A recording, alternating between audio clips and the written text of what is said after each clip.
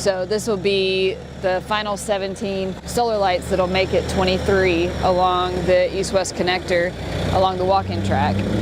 This project's been going for about 2 years when we started the original 6 lights, and now we're installing, like I said, the last 17.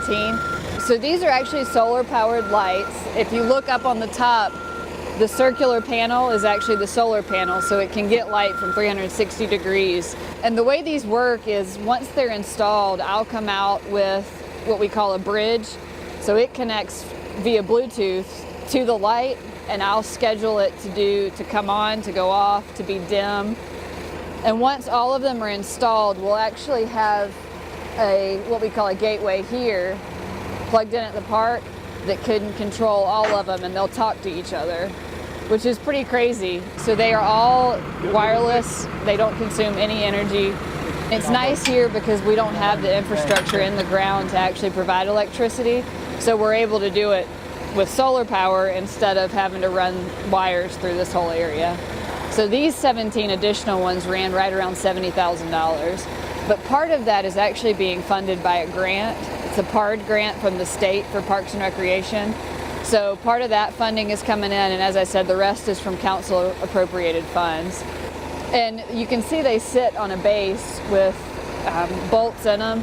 And there's actually a lot of engineering and science that goes into it. We get the bolt patterns and exactly where they're supposed to be on the ground. And so Chris and his team, they do a lot of special projects. Chris and his team actually came out about 3 or 4 months ago and poured all the footings.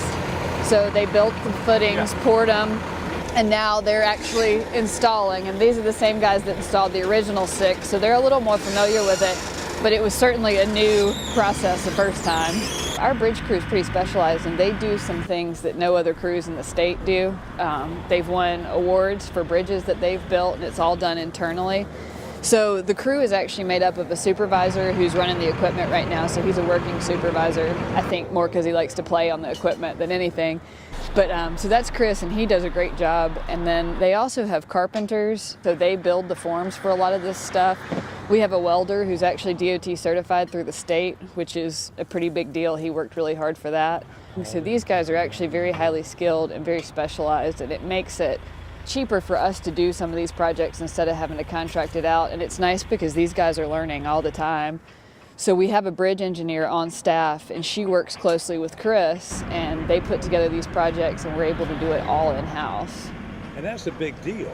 It's a very big deal, yeah. Like I said, we've won statewide awards, this crew, and some of their projects have. And so it's nice too because we're able to train people internally. Some of these guys, you know, they don't come out of school knowing how to build a bridge, but Chris is able to take them, and these guys work really well together. So they do one bridge and they're ready to go.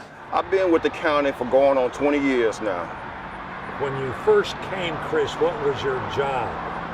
My job was a laborer. I used to help the brick masons make mud in the ditch. You couldn't get any lower than that. I was the lowest one on the totem pole, but I worked my way to the top.